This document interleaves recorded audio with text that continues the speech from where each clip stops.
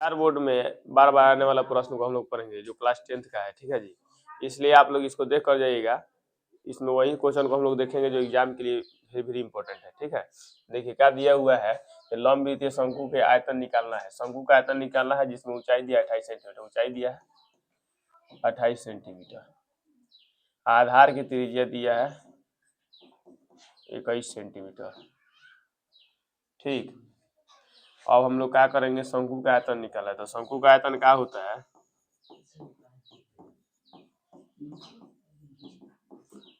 शंकु का आयतन होता है 1/3 पाई आर स्क्वायर एच।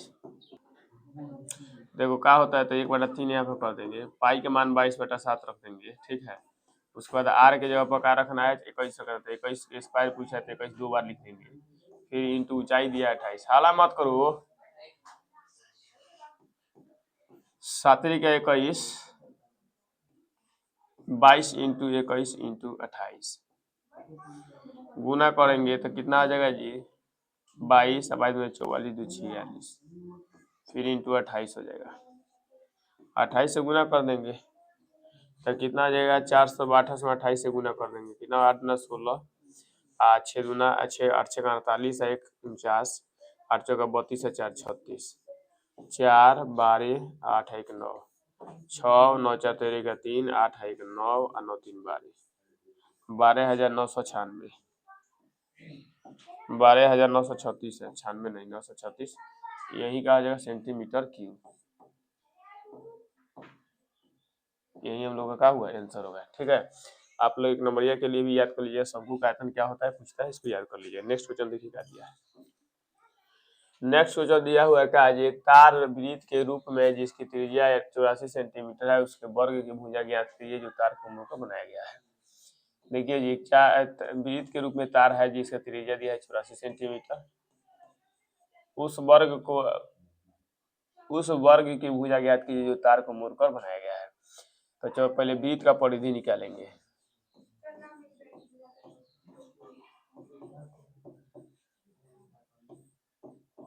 वृत्त का परिधि क्या होता है, 2 पाई आर होता है। वृत्त का परिधि हम इसलिए निकाले हैं ना, क्योंकि तार जो दिया है वृत्त के रूप में है और उसी को मोड़ कर क्या कर दिया, एक वर्ग बनाया गया है, तो वर्ग ही जो वृत्त का परिधि होगा वो वर्ग का परिधि के बराबर होगा, ठीक है जी। अब देखिए वृत्त का परिधि निकालेंगे तो परिधि क्या होता है, 2 पाई आर होता है, तो 2 गुने 22/7, आर के जगह 84 रख देंगे, 12 सत्ते 84, 22 गुना 44 में 12 से गुना करेंगे, 12 चौका 48 का 8 हो जाएगा, 12 चौका 48 से 4 52 हो जाएगा। क्या हुआ, 65।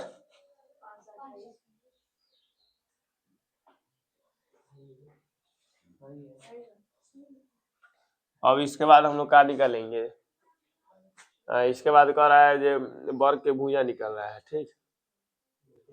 तो वर्ग का परिधि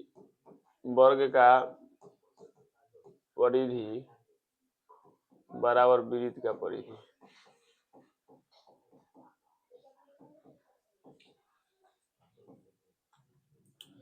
चार गुने भुजा होता है, कितना दिया है 528 दिया है, 4 से कटा देंगे इसको तो कटेगा 4 एकम 4, और उसके बाद 4 3 12, 4 दूना 8, 132 यही वर्ग का क्या हो जाएगा, भुजा हो जाएगा। यही हम लोग का हुआ आंसर हो गया, ठीक है। नेक्स्ट क्वेश्चन देखिए क्या दिया हुआ है। नेक्स्ट क्वेश्चन दिया है का, एक लंब वृत्तीय शंकु की ऊंचाई 24 सेंटीमीटर है, आधार की त्रिज्या 7 सेंटीमीटर है, इसका आयतन क्या होगा। तो शंकु का आयतन 1/3 पाई आर स्क्वायर एच होता है। तो इसमें देखो जी, शंकु में एच दे दिया है, कितना दिया है 24 सेंटीमीटर दिया है, इसके बाद त्रिज्या इसका कितना दिया है 7 सेंटीमीटर दिया है, आयतन पूछ रहा है, तो शंकु का बात हो रहा है जी, लिख दो शंकु का आयतन। शंकु का आयतन क्या होता है, 1/3 पाई आर स्क्वायर एच, 1/3 22/7, 7 गुने 7 गुने कितना 24 हो जाएगा, 7 से 7 कैंसिल, 8 3 24 कैंसिल हो जाएगा, 8 22 गुने हो जाएगा 8 से 56, 22 छक्के 132 हासिल 13, 22 पच्चीस 110 13 123, यही का हुआ आंसर हो गया, ठीक है जी। 22 छक्के 132 हासिल 13, 22 पच्चीस 110 13 123, सही है। नेक्स्ट क्वेश्चन देखिए क्या दिया है। नेक्स्ट क्वेश्चन दिया है एक बेलन के आधार की परिधि। परिधि मतलब बेलन के आधार की परिधि। बेलन का आधार क्या होता है जानते हो? इसी तरह होता है बेलन। ये आधार जो होता है वृत्त के रूप में होता है, इसलिए बेलन का आधार के परिधि यानी वृत्त की परिधि दिया है। उसके बाद इसकी ऊंचाई 25 सेंटीमीटर, बेलन का आयतन क्या होगा। ठीक है जी। तो बेलन में बात हो रहा है जी, इसमें ऊंचाई दिया है कितना, 25 सेंटीमीटर दिया हुआ है। ठीक है। उसके बाद आधार के परिधि, आधार के परिधि क्या है, 2 पाई आर। और दिया है कितना जी, 132 दिया है। तो लिख देंगे 2 पाई आर इक्वल टू 132। घटाएंगे इसको तो 2 इंटू 22/7 इंटू में आर इक्वल टू कितना हो जाएगा, 132 हो जाएगा। 22 छक्का 132 होता है, 2 3 6 हो जाएगा। त्रिज्या का मान कितना हो जाएगा, 21 सेंटीमीटर। त्रिज्या का मान आ गया। आप बेलन का निकाला है आयतन।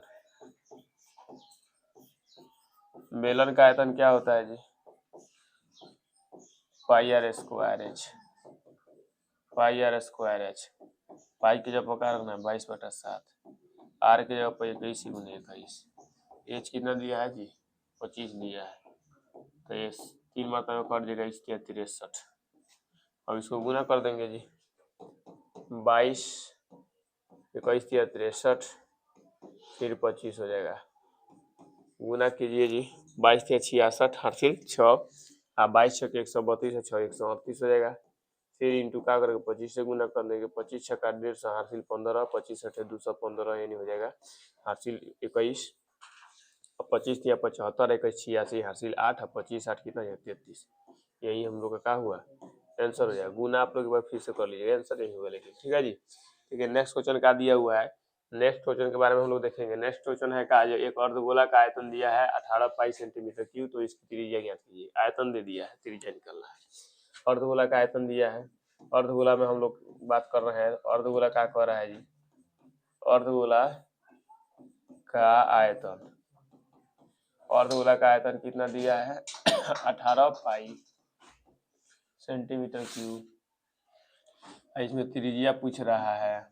तो अर्धगोला का आयतन होता है हीरो, याद रखना है। अर्धगोला का आयतन है 2/3 पाई आर क्यूब होता है। यही अगर गोला का आयतन पूछेगा तो क्या होता है, 4/3 पाई आर क्यूब होता है। इसको आप लोग याद कर जाइएगा, क्योंकि ऑब्जेक्टिव में भी ये सवाल पूछता है। ठीक, अब देखिए इसको पाई से पाई कटा देंगे और 2 9 18 हो जाएगा।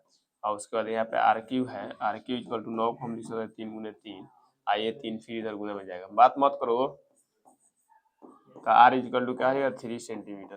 गोला का अर्धगोला का त्रिज्या कितना जाएगा 3 सेंटीमीटर। ये हम लोग का हुआ आंसर हो गया। ठीक है, देखिए नेक्स्ट क्वेश्चन क्या दिया हुआ है, ये 8 सेंटीमीटर भुजा वाले दो घन बराबर से जुड़े हुए हैं,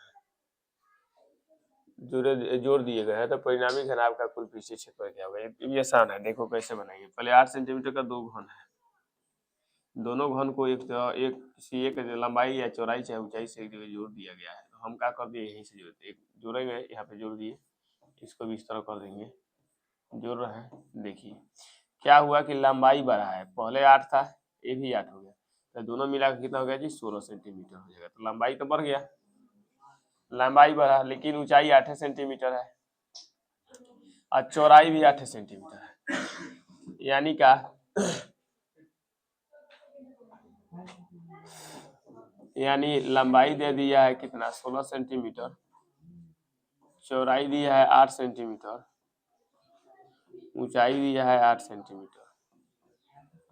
एक घनाभ हो गया है। अब घनाभ का कुल पृष्ठीय क्षेत्रफल